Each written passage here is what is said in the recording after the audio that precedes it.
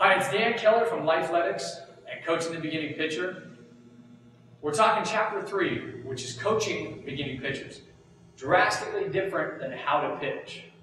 Now, what we've walked through in this book is we walked through the entire pitching motion and the wind-up stance from stance all the way through to finish. And then in this chapter, Chapter 3, we're going to break down pitching mechanics as you teach them.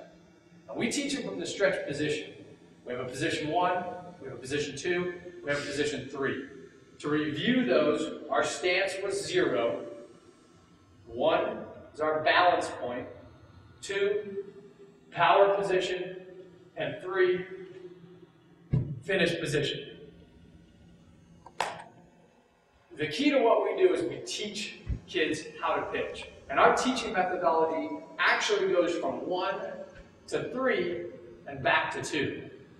And we believe if we can get an athlete to be strong and balanced at that number 1, which is our balance point, and strong and balanced at that number 3, which is the finish, that allows us to work in between those 2 anchor points. So our teaching methodology is going to be applying rules in a certain prescribed order. 1, 3, 2. Stance position, first we're going to identify a balance point. And we're going to work to make sure that the athlete can hold strong and balanced and execute a couple fundamental rules at that balance point.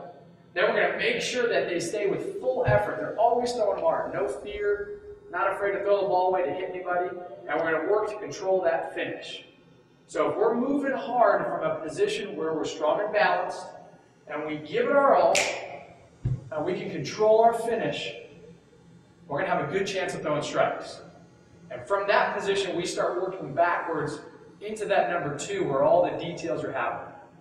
That's the nitty-gritty of how my throwing arm is moving, how my glove arm is moving, exactly what's happening from my 1 into my 2, into my landing.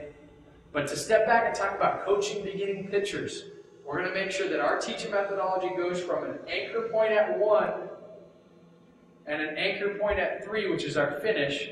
And if we can take a kid with decent athleticism and get strength and balance at those points, we can teach him to throw strikes.